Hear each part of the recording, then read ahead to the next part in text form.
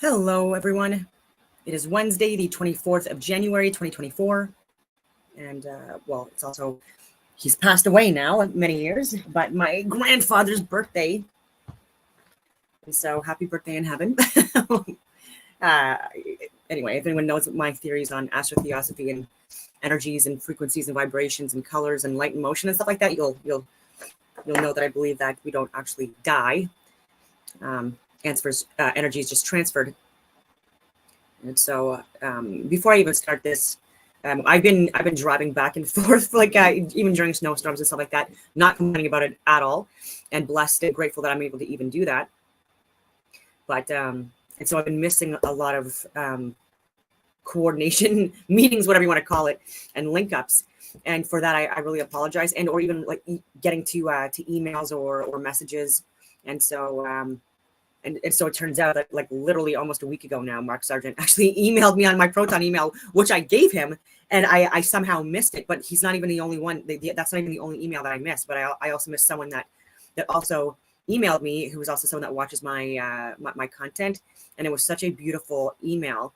And I just read it literally at like 3 a.m. I was up fairly early, and again, just trying to get prepared and do more research into topics that I think are important, and just discussing astrotheosophy content that I've put out, and it seems to be of interest to not only this person, but also a few other people that actually make it to my channel. Like was also mentioned, right? Like I do believe that the algorithms are designed in such a way, especially because of my content specifically, and being in Canada, that like if you're making it to this friggin' channel and watching this video again, like it's not then you've defeated most of the if not all of the like the censorship and the algorithms that they've put in place in order to again keep us unwoke, or whatever you want to call it, whatever the acronyms or terms are. So I definitely want to talk about that stuff more, and the literature that I've looked at is very interesting.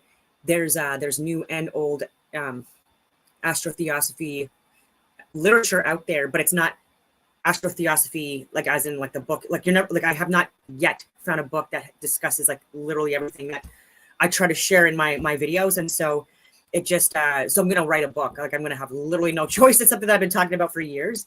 I just there's just so much to unpack, right? Like even what's in my brain to even get it out, out, like to verbalize it, it's challenging. It can be challenging. So even just writing it down on paper is actually just a little more challenging. And so I'm putting together diagrams and stuff like that. So I will be doing that, and so it's probably going to take me several months to get this together. And but I will be discussing the light and motion stuff that I talk about. I'll put together my own interpretation of the periodic table, even, and the noble gases and elements being separate, and I'm going to talk about all that stuff. And then this I'll talk about the astronomy astrology piece and the connections with so many different cultures and religions. Maybe I shouldn't talk too much about the friggin' book with my ideas right now, so I'll just leave it at that, but say that a lot of the literature that I've looked at from even archived content from hundreds of years ago and thousands of years ago, looking at just like hieroglyphs and petroglyphs and cave paintings, all the way to like different languages and how they interpret the luminaries and the constellations and the zodiac sign. And I get a lot of trolls, right? So like that's why it was like really good to get like a nice email, because even today, people are giving ridiculous videos on social media, on Instagram as well, and they're showing these like ridiculous projections of like how the sun reflects light on the moon and like it goes down to us, and like that's how we like and that's how life is. And I'm just like that, like, and the moon is like 200 and friggin' whatever you want to call it, 37,000 miles away, and the sun apparently like 93 million miles away, or friggin' like depending on who you talk to and like what period of history you're getting your information from, right? Because like even in the past, these fake scientists, these pseudoscientists, propagandists, I like to call them, and lobbyists, they're the ones that put this stuff together to deceive us, right? It's all based on theories. And so once you debunk one theory, you consider taking a look at the other ones and seeing if they're actually legit or not.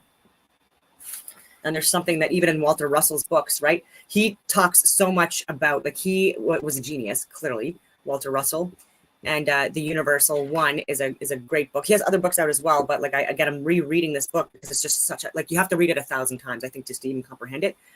I get the gist, but there's things within it as well that are incorrect, believe it or not. But again, he looks at the world as a globe, and this is incorrect, right? And the luminaries, like he's talking about them being, you know, like various distances away. So like again, he has a lot of good content on the electromagnetism stuff and the universe and light in motion and all of this stuff and the and things like that. But with other things, he's just a little bit incorrect. And just same thing with Ken Wheeler. I mean, zero offense and sharing this information, but these guys, what I'm saying is, like, these people are literally geniuses that could be, that where their work and content can be used to make further innovations, you know, and so they shouldn't be insulted if I'm correcting their work or trying to add on and make, you know, like have them look at it from a different perspective or lens in order to make their work even better, right? So it's not an insult if I'm trying to correct things that I know are wrong, because again, I don't do that with everyone, right? And so anyway, it is what it is. But there was a nice point that was made in one of his writings. Let's see if I can. Oh, so many things I talk about. Anyway, maybe I highlighted it. Well, let me just, you see, I should have this stuff out. Okay, so.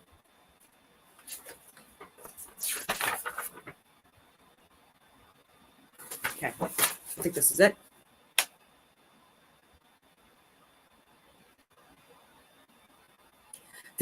So this is literally just talking about the periodic table. He's explaining things, and so like generally speaking, people don't even look at like what's below the table. But I really like this because I do read everything, even like the like the notes at the bottom and references. I look at all that stuff. The inert gases of the zero group are incomplete, and 3.5 octaves are missing. This chart is not. So he's saying that he's talking about this chart, which is the Mendeleev chart, which is still used. It's updated, but it's improperly used and improperly arranged and incomplete. And he explains why. But he's saying that this chart is not a workable or practical chart for chemists' use, for it no way relieves them of the necessity of experimenting in their laboratories to find out that which should be known in advance of experimenting. So there's different, like the spectrometer,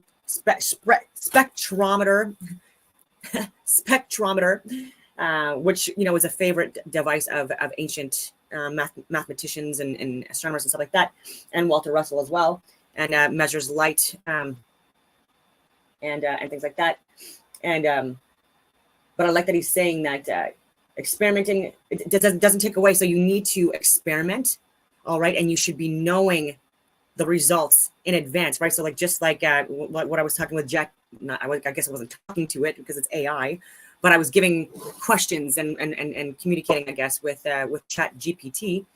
And if I didn't know the calculations and the algorithms and the equations in advance that are utilized and provided to us by, you know, like experts, then I would have believed what Chat GPT was saying. And it turns out, if you would have seen my back and forth, I was correcting the math, I was correcting the equations and all of this other stuff.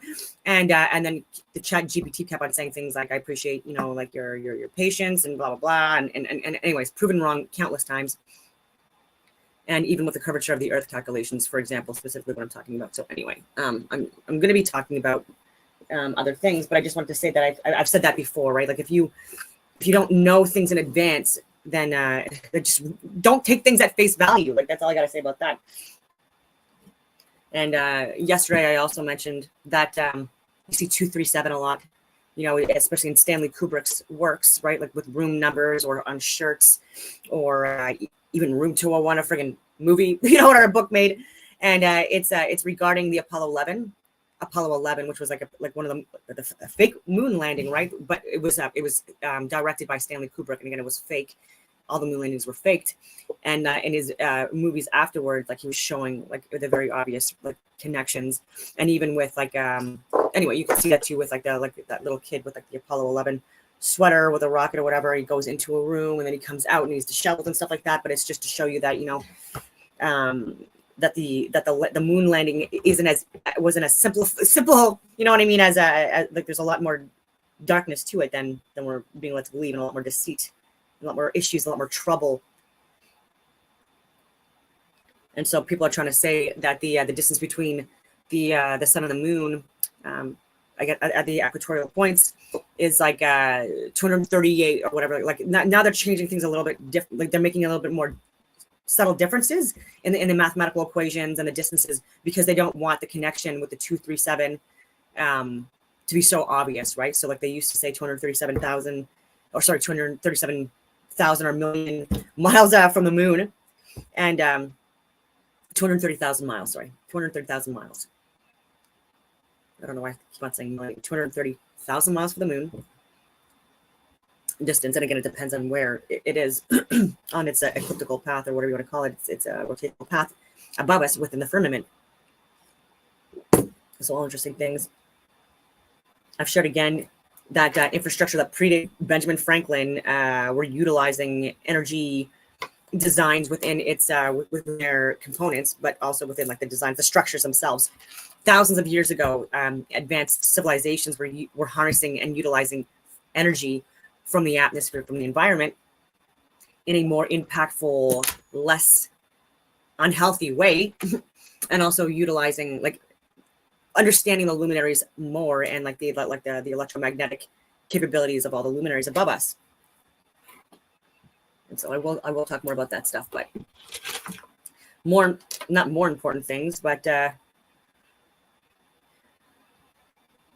also, so I mentioned yesterday about fruitarianism and veganism and stuff like that. If you look at yesterday's video, but even after that video, because it was early in the morning, I also mentioned the fact that because the debate was about Jesus Christ being a fruitarian and how it's in the Bible, and I dispelled that and proved that wrong yesterday, and also with the fact that Jesus Christ is a symbolic representation of the sun on its elliptical path through the sky through the zodiac signs, traveling 15 degrees through the zodiac signs every hour, and so passing through a zodiacal constellation every 2 hours on its path. And I've talked about like the seasons as well, and the winter, summer solstice, and the equinoxes, and the possibility of 5 seasons of 73 days, all of that stuff. But anyway, but I also, but again, like this, like fruitarian stuff as well. Like if you're going to say that the Bible talks about veganism and fruitarianism, like that's also incorrect, because I showed yesterday as well that even the King James version that I just pulled up within 2 seconds,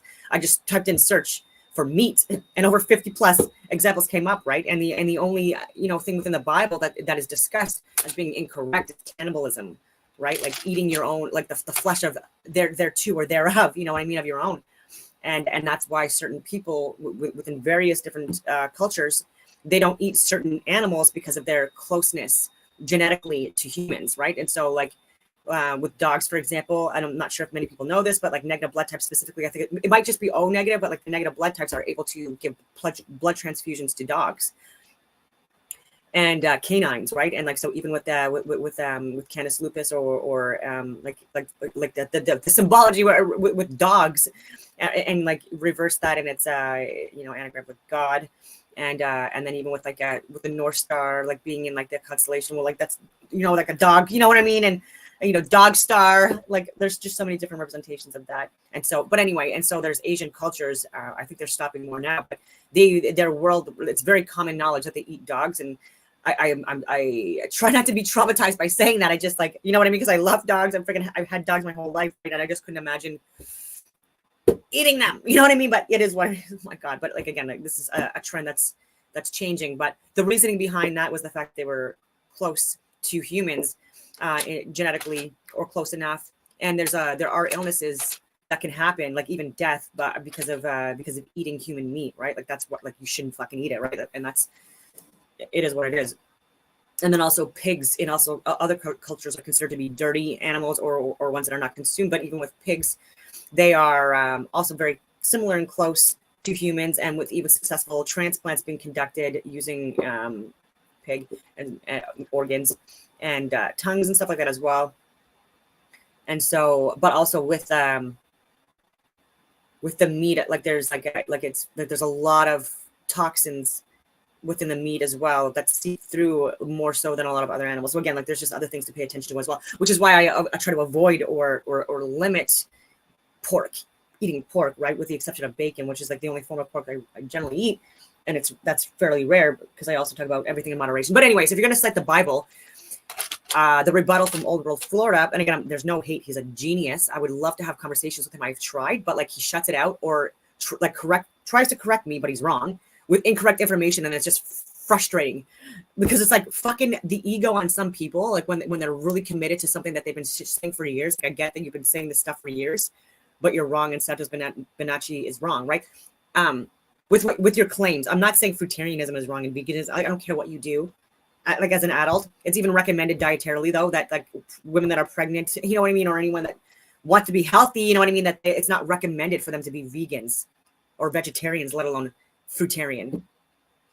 I've already mentioned my other arguments, but yeah, and so then I mentioned, well, Adam and Eve are also mythological figures, you know, like symbolic, allegorical in nature, and so again, not real. So why lie about that stuff? Like just to like make it like just to like promote your beliefs, right? Like, so just because you eat fruit doesn't mean the entire world has to fucking eat fruit. And the fact that you have such a big ego that you're literally saying God and Jesus and Adam and Eve ate fruit, you know what I mean? Which you're lying about, right? And trying to like make the correlation. Like, it makes it sound like you're saying you're God, like honestly, or and we're all like part of God, you know what I mean? So there's that argument, but like you're not Jesus Christ. Like I hope you realize that you are not a prophet. I'm sorry to tell you, you're not a deity. Neither am I. Neither is Santos Bonacci. We're not. We're human beings experiencing life on this earth plane through our minds, right? This thinking, creating universe, you know, where our mind is the connection between this earth plane we're experiencing via our avatars and our higher level consciousness or energetic being that transcends this cosmos, right?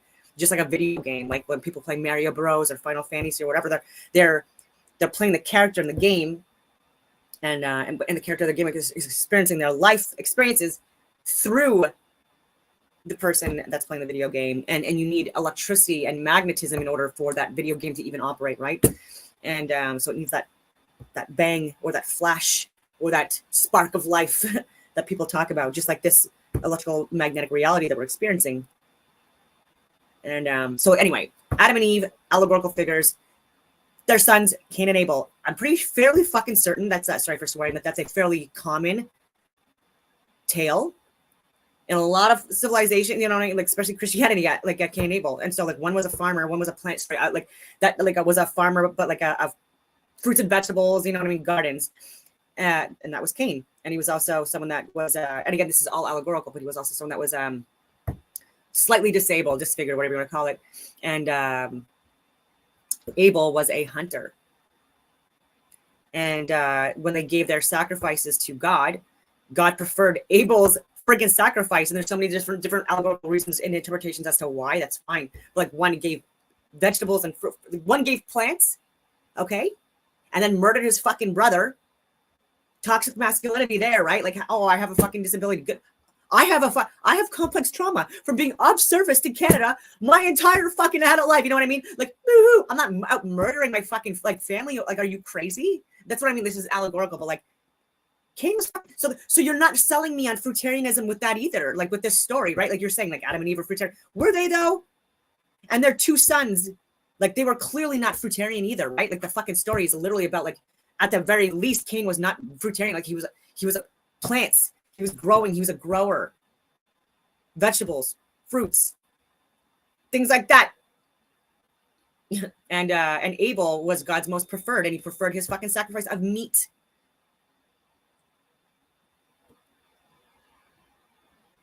Like, I'm not making this story up. Like, I mean, I feel like this 1611, it was when the King James version of the Bible was like published, whatever you want to call it, you know, by Shakespeare or Sir Francis Bacon, whoever you want to fucking call it. And so like, I don't know much more what I have to say about that. And again, I don't usually talk about these things. Like I would have mentioned it yesterday, but for some things, honestly, like they just like escape my thought process when I'm doing our debates, because like because it's so obvious, you know, and it's something that I've said before as well, like for years. I mean, if you want to talk about the Bible, like, and I was saying the same thing about flat Earth. I'm like, because like people that are slamming it are very religious, and I'm like, it's in your fucking Bible. I've literally had these conversations, and I've mentioned this before. Like some of my biggest haters are people that are very Christian or very religious, but they don't know their own Bible. They haven't read it. They like read like random passages that they Google search that like reinforce their own biases, and they don't actually even have a fucking Bible. And I have Bibles of multiple different religions, like in my library that I'm looking at right now, and I've shared this. So like, come on, people. I hate like the fake. And so even with that, and so like, if you're going to say that fruitarianism is in the Bible as well, you know, that's also something that needs to be on the record as correcting. So flat Earth, the Earth is projected on a flat plane of inertia where we experience life. But then we have, again, like the toroidal fields, you know, that contain this environment that we can't escape. And not that we want to. But even Wikipedia, in the biblical book of Genesis, Cain and Abel, Genesis, that's the first fucking book. You know what I mean? Anyway. The first two sons of Adam and Eve. Cain, the firstborn, was a farmer, and his brother Abel was a shepherd. The brothers made sacrifices to God, but God favored Abel's sacrifice instead of Cain's. Cain then murdered Abel, whereupon God punished Cain by condemning him to a life of wandering. Cain then dwelt in the land of Nod, where he built a city and fathered the line of descendants beginning with Enoch. But anyway, again, it's Wikipedia, so whatever. But like God, you're reading the same shit I am, right? Like God preferred Abel's gift, sacrifice. Anyway. And even with like the dietary stuff as well, like because again, like with the nutrition aspect of it, I should bring up the point that carbs, very easy to digest, right? It takes you approximately, like on average, depending on your health conditions, you know, and your metabolism, but approximately 2 hours to digest like carbohydrates, you know, like fruits and vegetables and breads and cereals, again, depending on how dense they are and complex. But then you have your proteins, okay, which also are, which create like a more energy, like heat. It creates more heat in the body, and it takes, you know, like more time to digest, right? So like you're satiated and able to go for extended periods of time, longer periods of time doing other tasks and chores for, you know, about 8 hours, 8 to 10 hours, again, depending on how much meat you're consuming and the quality of the meat. And so in colder regions, that's why also fats, animal fats and proteins are necessary for survival. And because again, like if you're digesting food every 2 hours and you're doing like heavy work, especially with the cold environments, when like your body, like with the average temperature, your body wants to be always at homeostasis or comfortable. And so if your body temperature goes below that sweet spot, then it's going to want to get to that, right? And so if your body's like overheated, it's going to want to cool down, right? And so it's going to send signals to cool down, and vice versa. If it's too cold, it's going to send signals for the body to warm up, which again increases caloric intake requirements and stuff like that. And is again, some of that's done winter training in the infantry. Again, the hardest job you could do in Canada or in the world is being an infantry officer. When we're, you know, when we're not fat and lazy. I'm not saying we are now, but like we're pushing a woke agenda, and like a lot of, anyway, it is what it is. Standards have gotten lower, but so even just like a dietary, like within survival, and I'm sure, and it's just like you're not going to be able to eat fruits like off the same fucking tree, and expect to survive off that either, right? Like you need to like migrate and move to other, you know, trees and stuff like that, because like eventually the fruit from that tree is going to run out, you know what I mean? And so anyway. And men have more calorie requirements than women do, so there's that aspect of that as well. And even animal fats, like a lot of like indigenous cultures, they eat like whale fat, beluga fat, seal fat, fats for survival as well. And so like this guy is like fucking slamming so many like civilizations that, like, again, of course I'm going to speak out on this stuff. Like, who the fuck, like, do you literally think you're Jesus Christ? Like, I don't know. Anyway, and again, I'm not saying he's a fucking smart guy. But you know what I mean? Like, if you want to just continue to ignore people that are actually trying to come from a good place and correct things that make you sound stupid, then that's on you. Just keep sounding stupid and misinformed and ignorant on a very big topic. So how long was that tangent? 24-22. Nice. So federal use of the Emergency Act was unreasonable. Judge rules unreasonable. No, it was actually unconstitutional. But because these pussy mainstream media losers want to soften things, they have to make it unreasonable, right? Just like they're doing with what's going on with Palestine and Israel. They're calling 3-year-old children, basically babies, toddlers, in Palestine,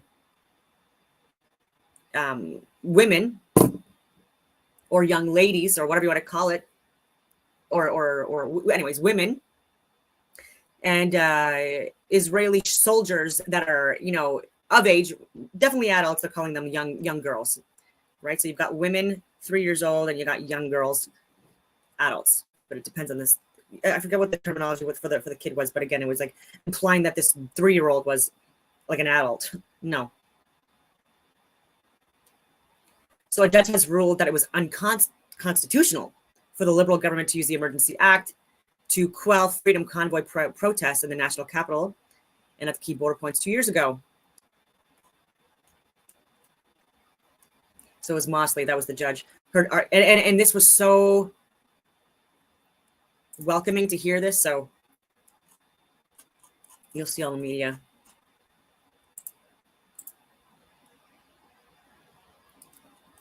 Court to hear legal challenge against the Emergency Act. That was last year. So a lot of this stuff is that the reporting is still from last year. Parallel litigation.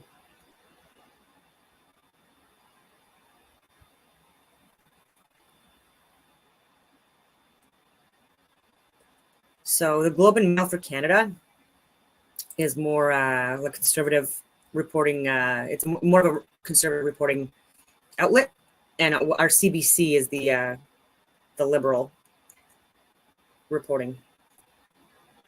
No legal justification for use of Emergency Act, Civil Liberties Group tells court.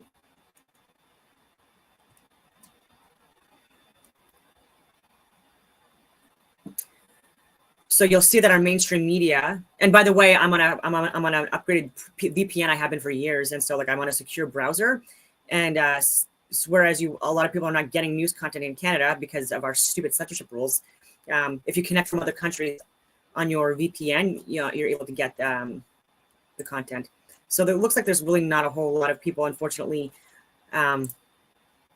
reporting it. And I think it's because even the conservatives, like for the first year and a half, were also pushing for mandates and vaccinations and stuff like that, and kicking people out of their own party, including Randy Hillier and multiple other people, because of their vaccination status. And so wrong side of history, unfortunately, but has since tried to course correct and pivot. And so like even within the last week, I was even saying this, I'm like, I think that Pierre Poilievre, like for social media, because again, it's not him running it, I don't think, but his marketing team, like in the last few days, like they're really friggin' hitting the mark with what's being shared. Okay. And so just like the Freedom Convoy was deemed to be unconstitutional, just to be clear, which is why my ass was out there, okay, on behalf of Canada, because like, again, that's been my fucking job. You know what I mean? Like it doesn't, you have to serve and protect and defend the Constitution. You know what I mean? Just like the fucking states do with stuff. We got to take this stuff seriously. We have to take our rights and freedoms seriously. Okay. And that also means that like when people want to like have us protest like a friggin' freezing fucking weather, peacefully, obviously, like get your ass, you know what I mean, to the place and peacefully try to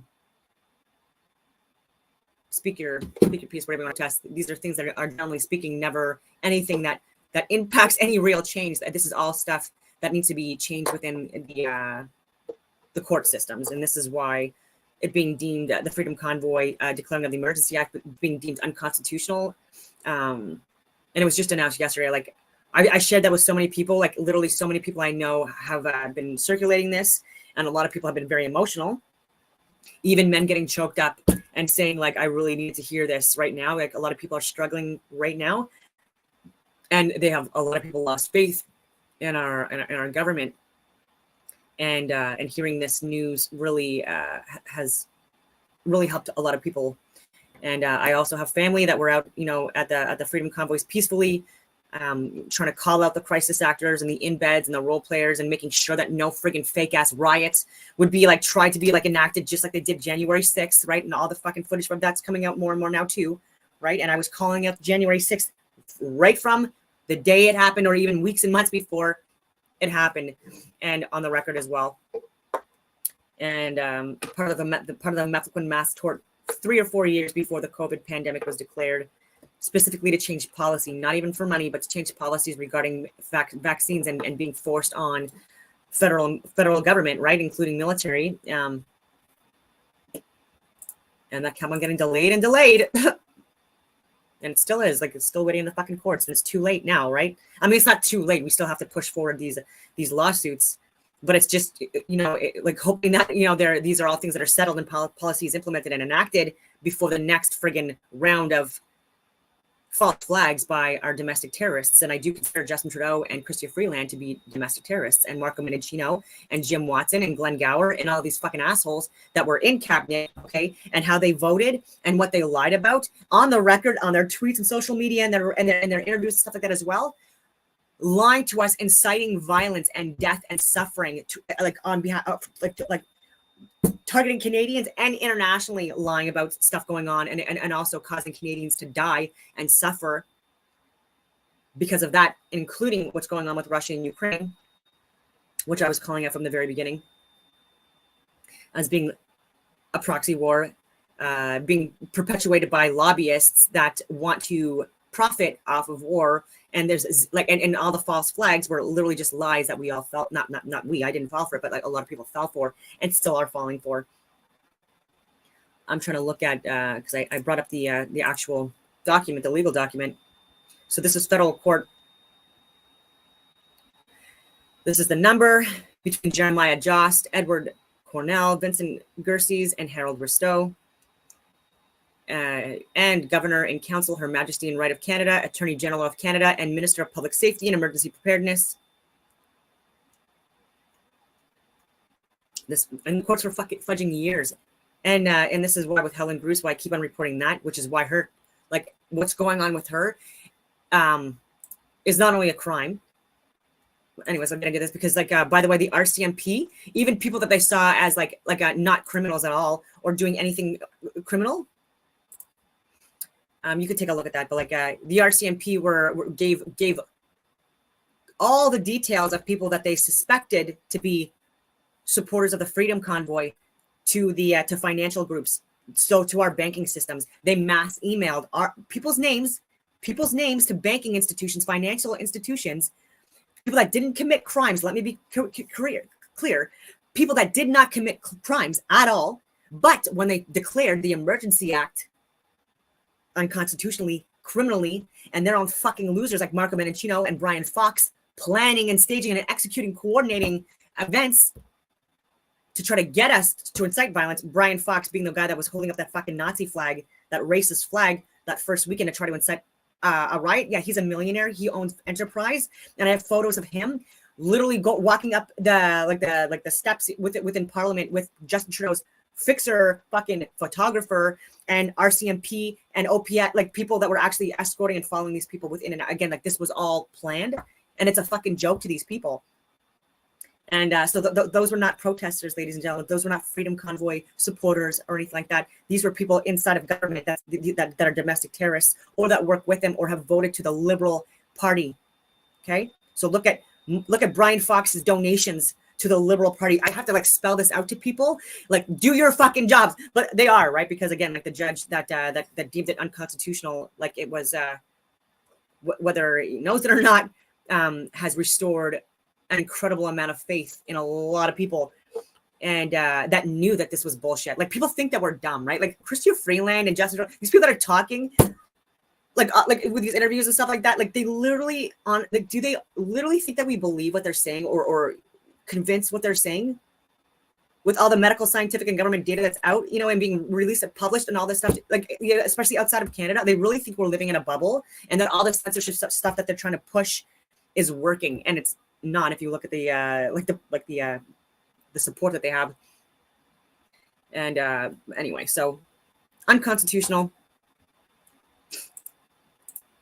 I hope that means they get jail. Finally a step down. Oh, and here's Freeland reacting. With Rebel News, I've corrected a lot of things that they've gotten wrong as well, but they get a lot of things right, and actually they get a lot more things right than wrong, to be fair, and especially more right than like most other, like 99% of other mainstream media or even independent journalistic groups out right now within Canada. So that's why I like sharing some of their stuff. Even with Ezra Levant, like he has no idea what he's talking about with Israel and Palestine. He's way over his head on that. You know what I mean? And so like that's why I've emailed them as well. I've sent messages to like various people within their journalistic team, and I still have got nothing back. Right. But this one is a good content. What do you want to call it? This is good content.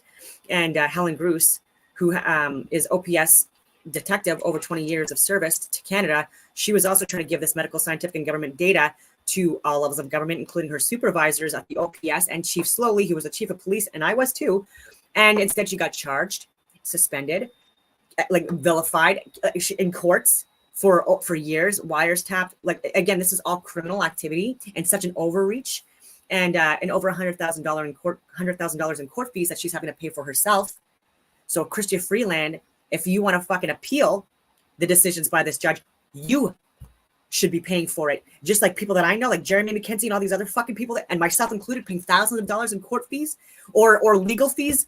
You know what I mean? Depending on like, and legal fees. And again, like to prove your fucking innocence because of calling out peacefully the fucking gross negligence and domestic terrorists, like, you know what I mean? Like within our fucking government. And Helen Bruce, for like, if you look at her conduct sheets and stuff like that, like she was the best of the best for over 20 years, like excellent reputation and of service. And I've worked with her personally on higher level contracts with government that, you know, that are like more higher up, you know what I mean, on covert stuff than Ottawa Police Services. And so they don't even fucking know the half of her skill sets and experience that a lot of people within other communities know. And other people as well. Like, it's just so frustrating that she, like, I'm going to appeal it with your own fucking money then, bitch. And I know that's harsh, but like, she's ruined a lot of people's lives that I know personally, and impacted my life also, like incredibly. You know what I mean? I've been talking about this for the last few years, based on her gross incompetence and negligence and deceit, and everyone wants to know about Justin Trudeau, and he also, like, she should be fired as well and criminally investigated. I've said that for years as well. But both these fucking idiots, all right, equally responsible. Twiddledee and Twiddledum. The prime minister and the deputy prime minister, who was also the finance minister. Look at fucking Canada in the last 8 years, ladies and gentlemen. And then also look at when Chrystia Freeland got in that fucking position, the dumpster fire of our fucking cabinet we have now. Okay. So I would like to find a way, if anyone can just reach out to me, let me know, like, how we can make it, whether it's some kind of a fucking petition or something, where Chrystia Freeland, if she wants to appeal that, she pays for it out of her pocket. Taxpayers don't want to pay for it. Taxpayers are the ones that have been calling out this bullshit and went to the Freedom Convoy in the first place to call out that dumb bitch. Is fucking, anyway, politics or lies, not politics at all. And harsh words, I know. Calling people names.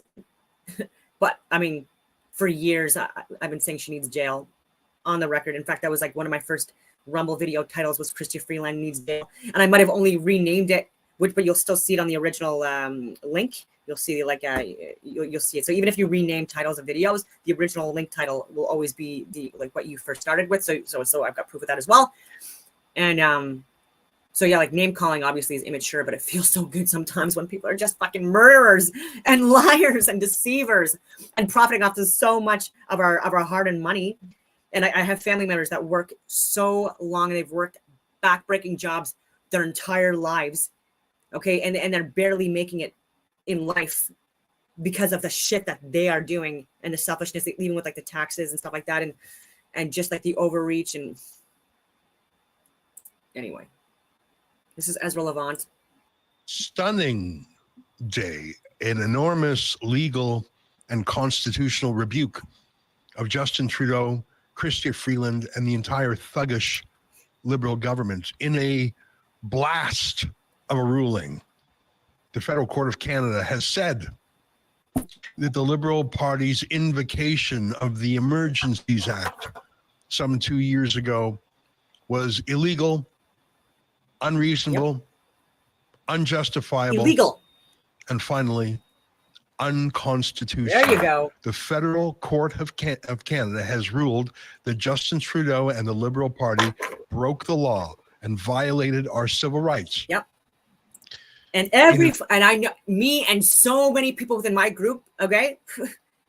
I ride with a small group, but again, like these are the big fucking forces that were out there, like saying that, like, are we gonna get vindicated for putting our fucking asses on the line for the last few years over this? No, we're not, unfortunately. So anyway, Justice Richard Mosley, I'm so like this great news. I get choked up, honestly, like even just talking about this, but like finally there's a little bit of fucking vindication. An astonishing rebuke, speaking truth to power. I didn't think I would see it. Neither. You might recall that about a year ago, such good news, slightly less than a year ago, Justin Trudeau handpicked a reliable Liberal judge named Paul Rollo and hand wrote a narrow mandate for that judge and set about a whitewashing process that he controlled. And surprise, he exonerated himself. And the Liberals dined out on that for a few months, with every mainstream media journalist in the country clapping along like trained seals. But today, it was an independent judge, not a handpicked judge by Trudeau, in a real court, not a carefully scripted inquiry. A real judge, the Honorable Richard Mosley. Let's put him on the screen. Not one of Trudeau's handpicked favorites. And he applied the rules of court, not the rules of Justin. And he had a lengthy hearing, and he looked into the law, not just the politics. And he found what each of us could have told you, whether or not we had a law degree. It was an improper suspension of civil liberties. I don't know. Again, I don't know this guy should be like an human being, but you could kind of like read about the face and the energy of people who are like good people and people who are bad people. Suspension of civil liberties. And let me say something very important that I want to say right at the top, and we're going to go through this together. We're going to spend about an hour on this. And in about half an hour, we're going to be joined by two senior lawyers, including Keith Wilson, the lawyer for the Freedom Convoy truckers in Ottawa, and a Fred Chad Williamson, the lawyer for the truckers at the Cooch blockade. We will have some serious legal firepower on this show in about half an hour. But I want to point out a very important thing about the lawsuit. We're going to go through it. It wasn't just Canadians who were suing. The government of Alberta, and I'll confirm this, we'll go through the law to get with the ruling together. The government of Alberta intervened, saying we didn't need the Emergencies Act. We were able to solve any policing problems without putting the country under martial law.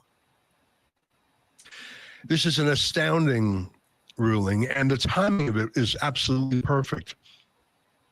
Coming right in the middle of a Liberal Party retreat. They're having a lot of these retreats and summits and luxury getaways where they try and script some language to bring them back from the brink of oblivion in the polls.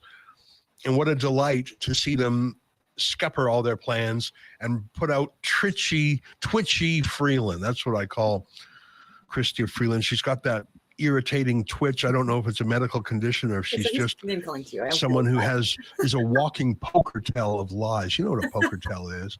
It's when someone lies and they can't control something. They have a wink or something, or they make a face, or their eyes look in a certain way. I think that's what it is with Chrystia Freeland. She may have a form of Tourette's, and if so, it's a medical condition beyond her reach. But I think it's a poker tell. The woman is a nonstop liar, and I think her body can't control being such a liar. Take a listen to Chrystia Freeland explaining that no. Just because a judge heard the case and government lawyers were there, but the judge didn't agree with them, just because in a 150 or so page ruling, page after page, her law breaking was exposed. No. You see, with all due respect, she disagrees. And so she's going to appeal it, because of course she is. Because if this ruling is upheld, who's the biggest loser? Well, Justin Trudeau, but I don't know how much long Justin Trudeau is going to be with us given the polling. But Chrystia Freeland actually thought, and maybe she still thinks she can be prime minister, she was the one who seized Oh my God. Oh my God. This is like I'm speechless. And if her legal rationale for seizing the bank account is gone, then she's the one who will be sued by freezing the bank accounts. I totally friggin' like didn't further clarify with that. So even if you weren't guilty of any crimes at all, even if it just looked like you were suspicious of like supporting the Freedom Convoy, supporting. So whether it be by like a $5 donation, like I'm not even fucking kidding you, your name was on that list. That's not a crime. And or if you were like posting things or voted a certain way, I'm literally, especially PPC, you were on a fucking list. And that list by the RCMP, this like the financial fucking assholes, gave that information to the fucking banks. Okay, during the Emergency Act time. Why? Because when it was declared, they made their own fucking new rules, okay, about like what terrorists were, like all that shit. And so they've tried to fucking play it where during the Emergency Act, like you could actually do that. Yeah, these people can technically be considered criminals because of aiding and abetting possible fucking terrorists. This is, again, ruining people's fucking lives. People not getting approved for mortgages. People having their bank accounts frozen. People like all of this stuff. This dumb bitch did. Okay, and RCMP, whoever decided that and said those fucking names out, we should get names of these people as well and dishonorably discharged. Get the fuck out of the RCMP. You're not serving and protecting anyone. Quite the opposite, actually. Okay, so this judge, I'm hoping after this, there's a lot of people that started getting fucking fired, or the people that stood down. Brenda Lucky, I hope that you get investigated. I hope you get arrested. You have ruined this fucking country, or you attempted to fucking ruin it, but it's taken a few years. Play chess, not checkers. You and your fucking pronouns. Go away. Jail.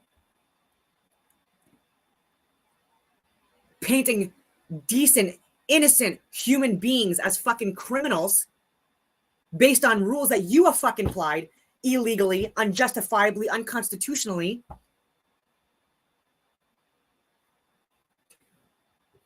So yeah, this is a great, amazing start with this judge. Obviously, was independent. Clearly, I like it. And now Wayne Eyre, you're next. I was unconstitutional. Get the fuck down. Get the fuck out of our fucking military. Chief of Defense Staff, my fucking ass. And use your own funds. Use your own money in courts. Everyone who had their bank account seized. Now, I don't think she'll be held personally responsible. The government will bail out Chrystia Freeland for her illegal acts. But if I was Chrystia Freeland, I would be saying, no, I'm innocent. No. Also, because what she did was atrocious. Here, listen to this wicked twitcher, the twitchy witch, explaining, no, this judge, don't listen to the judge. What we did was completely legal. Take a look at this. That looks like he's... So we are aware of the court decision. We have discussed it with Prime Minister, with cabinet colleagues, with senior federal government officials and experts. Yeah. We respect... I know like the experts that they're using are legal teams within like the military that are working with them. People that I went to RMC with. Okay, like Alex Braden. And again, not to call this guy out or anything like that, but he's been like on the wrong side of history. And I hope he changes his tune. Okay, because if he's one of those fucking experts, again, he's in Ottawa, he's part of the legal teams with the military that are fighting against Canadians. Okay, they're actually fighting against Canadians, so just let that be clear. And said, don't let the door kick you on the way out, to my fucking pregnant friend that was also in the same year as us. She was an Army veteran. Okay, just after 20 plus years of service, and this prick, I just can't. I get so mad at this stuff. But anyway, finally, there's some justice starting as of yesterday. So very much Canada's independent judiciary. However, we do not agree with this decision, and obviously, respectfully, we will be appealing it. Hopefully not with our fucking... I would just like to take a moment to remind Canadians of how serious the situation was in our country when we took that decision. So that decision, look at my videos around like March timeframe, 2022. It's more my social media, because my Rumble, they're archived videos from that period of time that I've published. So like, look at those if you want. But you can also look at my Instagram, especially DAWNNEDUSSAULT on Instagram.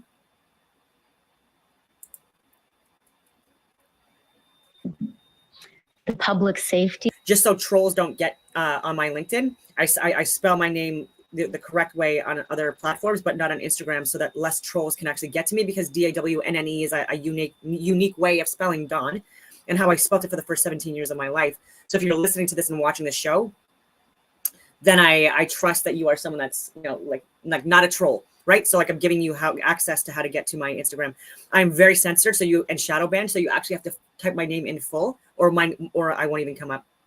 And then you can like literally scroll through my highlights from that period of time, and you'll see it all. I've saved it all. Of Canadians was under threat By you. our national security, which includes our national economic security, was under threat. They're trying to do the financial thing. They're trying to say that businesses would like shut down. They're the ones that caused. They're the ones that mandated businesses to lock down, and any businesses that stayed open, they fucking had them charged and arrested. These are facts. Decision to take. She's crazy. We took it She's absolutely crazy. very seriously after a lot of hard work, after a lot of careful deliberation. We were convinced at the time, I was convinced at the time, it was the right thing to do. It was the necessary thing to do. No. I remain, and we remain convinced of that. And I'll now turn it over to my colleague, the Minister of Justice, and then we'll hear from my colleague, the Minister of Public Safety. Yeah, I got a question for you. Sorry to interrupt. Where's the coward Justin Trudeau? I mean, I know he doesn't want to wear this. He sent out Twitchy to say how thoughtful she was, and please don't arrest me because I seized bank accounts. He got a pregnant woman to talk about the fucking Nazi they invited into cabinet too.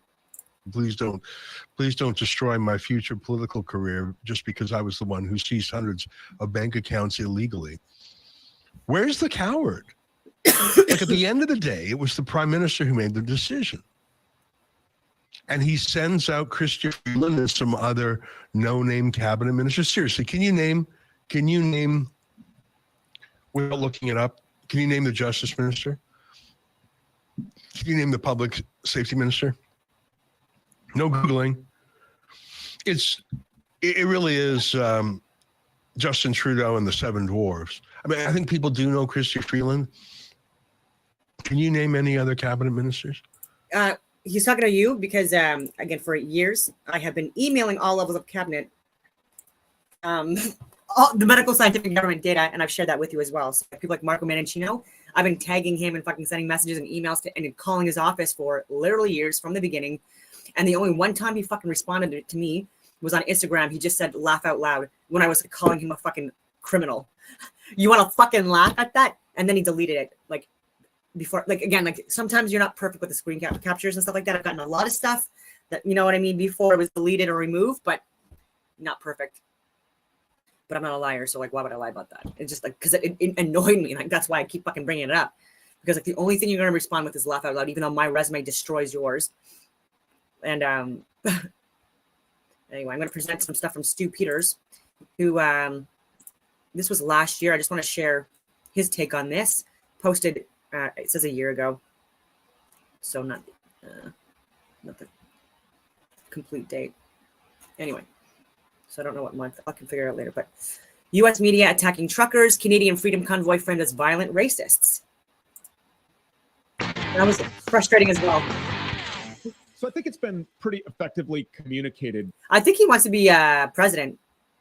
Like, I think he was like announcing that and why he's not able to go on BBC anymore, because he's saying like, and rightfully so, he's saying that the people that are even running now, they're completely incompetent, and they have been forever. And like, he has a lot of good content. I don't know if you know who Stu Peters is. And so he's saying that he would be president, but I don't think he wants to do it. It's just like, he's so annoyingly frustrated with how fucking stupid people are that, or what they're sharing and spewing, that it's just like he knows and understands that like someone's got to do it. You know what I mean? And if he's like the one, if he's willing and available, like then like maybe it's his duty or whatever you want to call it to like put his name in the ring. And I say the same thing. Like I wouldn't want to be prime minister or deputy prime minister. That sounds very, very more sacrifice, like more, you know, like I mean, if you do the job right, you know what I mean. Like Justin Trudeau and Chrystia Freeland have so many fucking vacations and retreats and stuff like that. Like they don't actually work, which you're seeing like across the country, right? So when you actually do the job, it's a hard job. You know what I mean? And there's sacrifice there.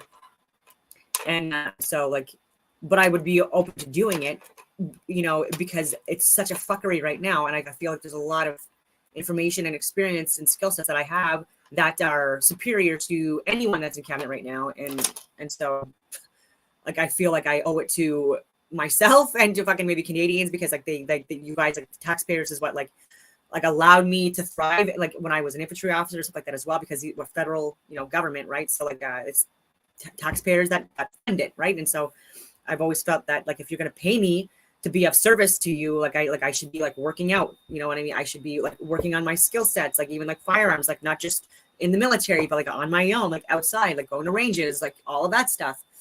And reading more books on like various different topics that kind of like facilitate and augment like my career. Because so I owe it to Canadians still to be of service in any way I can, I believe. Worldwide, that our satanic elites want you wearing a mask. In large crowds, by yourself, in your car, outdoor, in the sunlight, pumping gas, when you wake up all day long at your children's extracurricular activities, in the gym when you're exerting yourself, you are to wear a mask. You got that? Let's see, here we go. Right? Yep. But meanwhile, even though it's unreported by a completely dishonest media, especially the Fox News channel, recent events in Canada are causing the satanic elites to tear off their own metaphorical masks. And not just here in the United States or in Canada, but worldwide. A cartoon ran in the Washington Post the other day. It shows a bunch of trucks driving toward Ottawa, and they're all labeled fascism on the side. The message here The is irony in that. truckers publicly protesting against tyrannical vaccine mandates Yeah. are actually fascists. Nazis, in other words, for protesting against forced vaccination and permanent medical tyranny. Alongside that cartoon, the Washington Post also ran an opinion column with this title, quote, "Canada must confront the toxic freedom convoy head on." Here's some quotes from that op-ed. Quote, "The convoy is by and large a fringe group. They're Yep. driven by a generalized rage. They're too big to ignore and too unreasonable to placate. Either way, we shouldn't ignore them or placate them. Rather, the convoy and its supporters must be met with a counter movement that refuses to give them an inch." Yep. End quote. I had my life threatened when I was In talking. other words, multiple shut times. down this convoy. Arrest its leaders if you have to. This isn't a valid protest. Like when actual domestic terrorist groups like Black Lives Matter and Antifa I was there. lit fire to occupied police precincts Even though here I in could Minneapolis. Probably get shot. When they decimated entire cities, burned down local businesses and churches, raped people, assaulted people, targeted police officers for assassination in the name of a career criminal home invading thug called George Floyd. Also Another quote. a child. Canada's rapist. response to the convoy should be a media policy of molester. refusing to platform, And a humanize, disabled woman. or God forbid, glorify the convoy and its members beyond bare necessity of speaking to their existence. End quote. Yes, refuse to humanize these truckers. Treat them as subhuman. Treat them as less than people. Let's be real. This isn't breaking. And it was truckers, veterans also were very much targeted, like for media and stuff like that as well, and painted as like number one for terrorist groups and people of concern and stuff like that. Like how fucking atrocious what they did and the hypocrisy of it all as well. News. Oh, I was gonna say like my stepfather, over 3 million miles driven, not a single accident, not a single speeding ticket, decades driving long haul and short haul trucking, and has shipped so much food and supplies and medical devices and stuff like that in more recent past to people that wouldn't otherwise get there. 6 days a fucking week sometimes. And then also when he was doing long haul, he was gone like all the like for months at a time even, and for like barely any pay. And then taxes increase, now carbon taxes and all that stuff. And like you know what I mean? He's living like in a small little place that needs to be like rebuilt and redone, you know, in a small plot of land in Gas Bay. And, you know, and so the fucking nerve of these people to paint us as fringe minority and like fucking fascists and Nazis and right-wing supremacists, all of this stuff, hardworking people. And anyway, and taking from us and stealing from us, and even with my company, Athenian Incorporated, I was doing high level contracts, and the pandemic, which was the plandemic, okay, delayed all my contracts at first, and then canceled when I started talking about Wuhan lab fucking leaks, okay, and gain of function stuff, and all of the other stuff, and then because of the lockdowns and mandates, I wasn't even legally allowed to leave my fucking province. I couldn't go to gyms. I couldn't go to restaurants for like over a fucking like 2-year period too. I couldn't see my family in another province, even when they were in the hospital with quadruple bypasses and stuff like that. I could, but the cops actually were at every single fucking border area, and they were stopping people. There were checkpoints. Okay, they would turn you around anyway.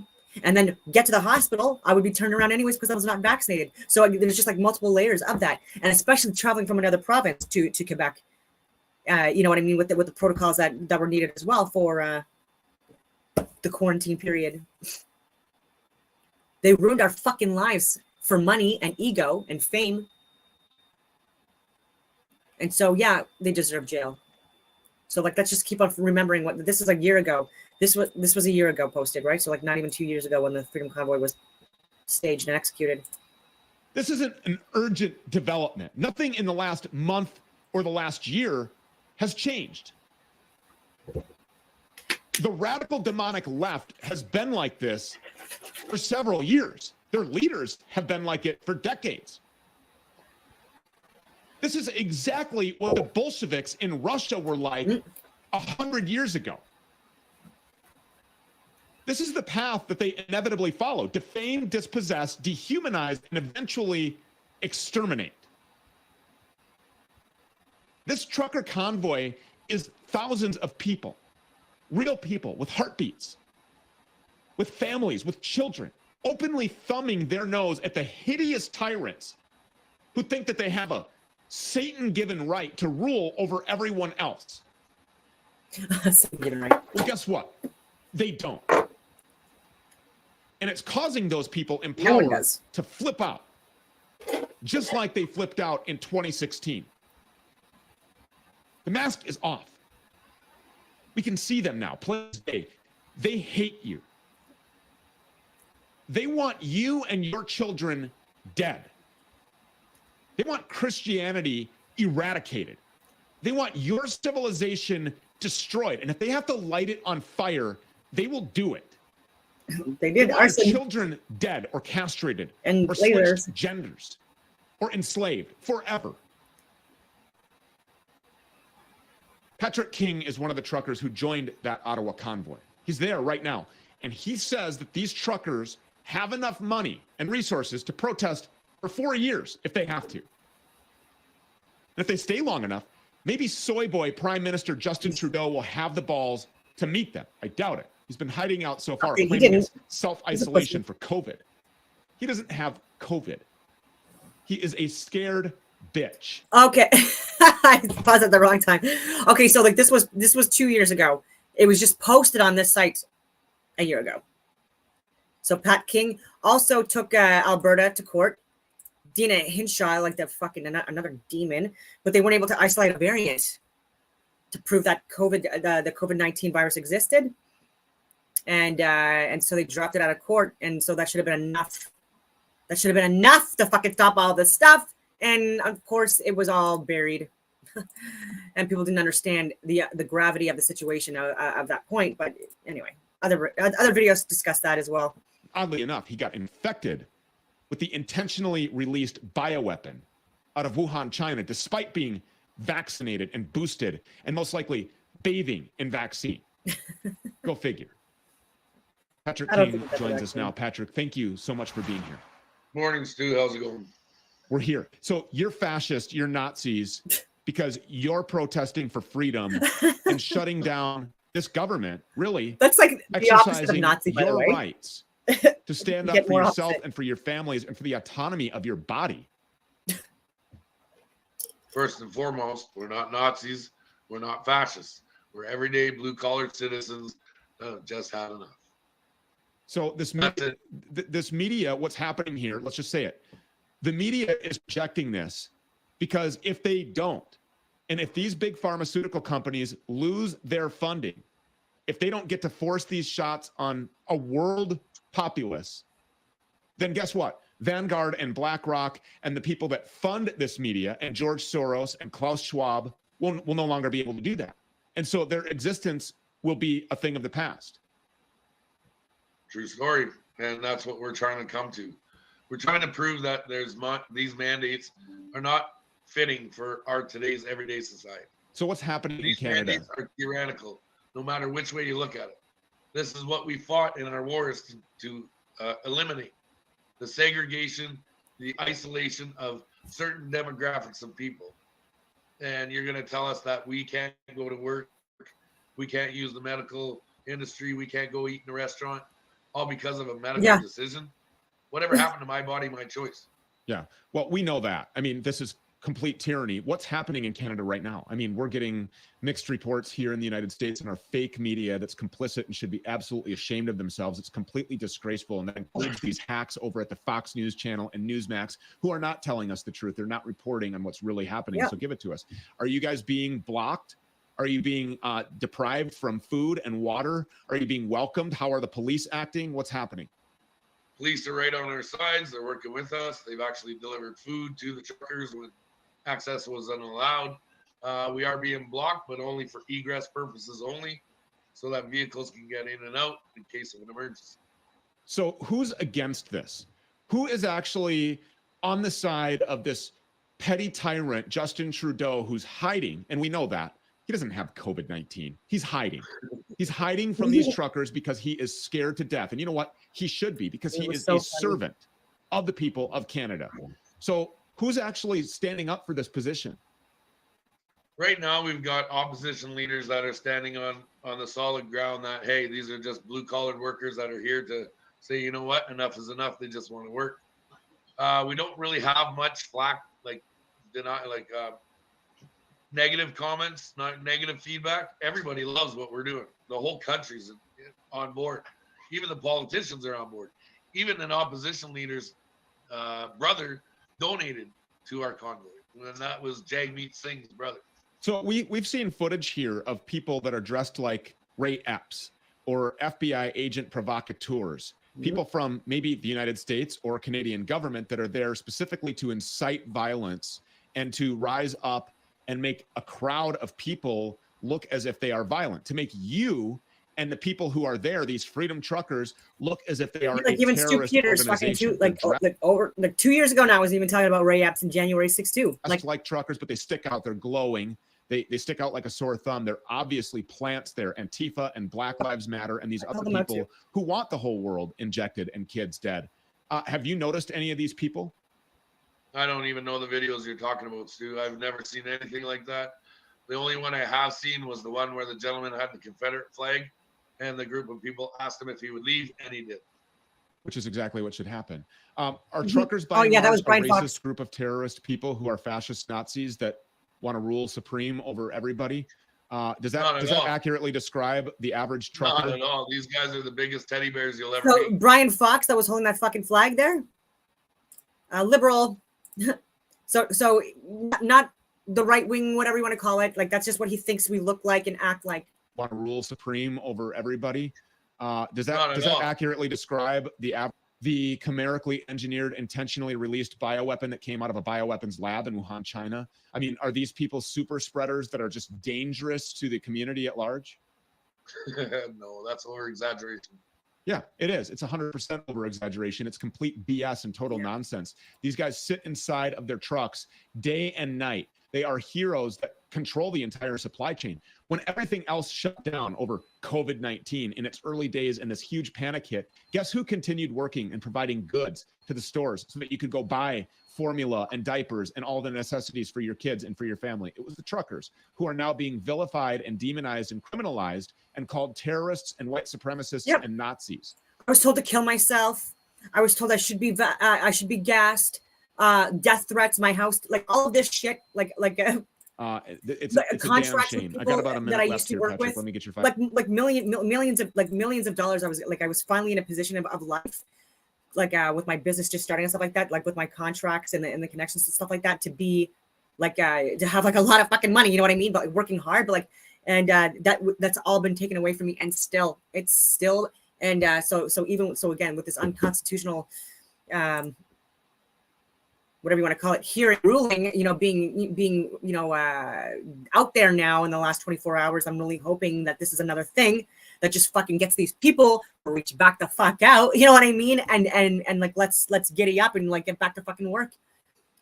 And specifically with government contracts, I'm talking about with the higher level people that are responding to natural and man-made disasters internationally, at home but abroad. You need to know this information that Stu Peters and myself are providing and where we're getting it from, right? It's not from podcasts.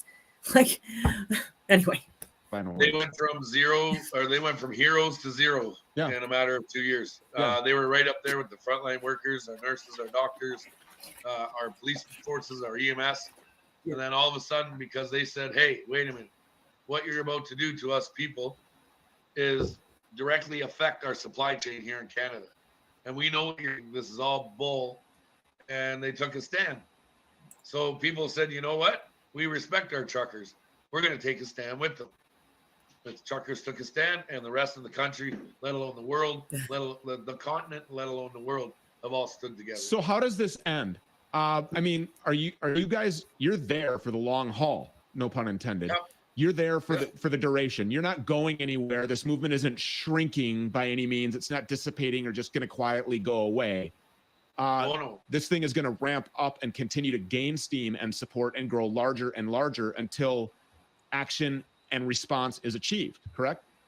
That's exactly right. We're not leaving until it's over. Good. And if it doesn't end, well, we have contingency plans in place that other trucks are going to come in and fill our places. Good. Absolutely. And we'll just keep rotating and rotating and rotating. Yeah. Do not let this guy Trudeau or anybody off the hook that wants to kill our kids, please. What you're doing is heroic, and I commend you 100%. You have how is that a crime? And by and large, I believe everybody, every normal, sane person who has a family and just wants to be left alone, I think supports you 100%. Who wants freedom? Who wants liberty? Yeah. And thank you. My family members, even from Quebec, my aunt, my uncle, their kids. Cousins, older cousins too, even people that were actually brave enough to sleep over at my house during this, right? Because I'm still on the outskirts of Ottawa now, but I was closer to downtown, and so people coming to my place as an area to regroup or hang out during this time too, and even before they came, I was linking up with them at certain points. And driving certain areas to support and giving food and drinks and stuff like that, and giving information to law enforcement, parliamentary protective services, the Five Eyes community, all of that stuff well in advance of these people coming and saying that this was going to be events that were staged and planned, just January 6th. I was on Signal and Telegram more at that time, and sharing this information with people that needed to know, just so it wasn't a shock.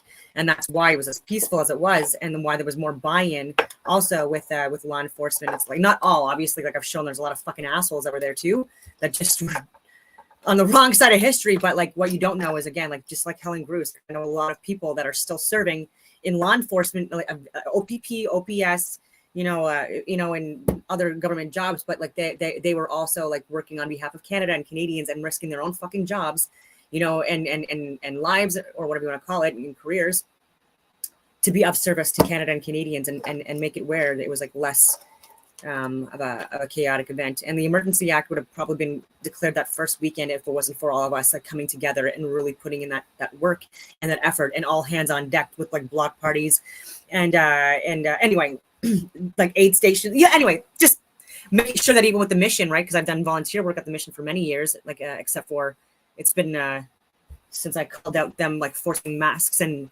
vaccines on homeless people.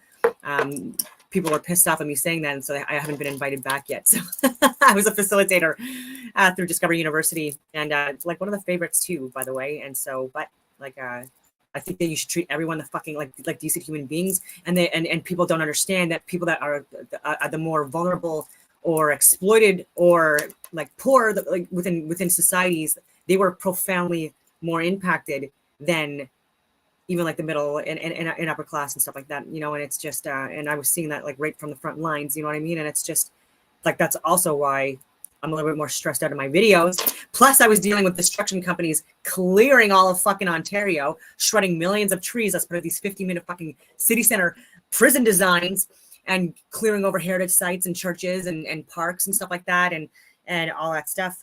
And targeting me specifically as well with like fucking military grade vehicles, like beyond 12 hours a day, 7 days a fucking week.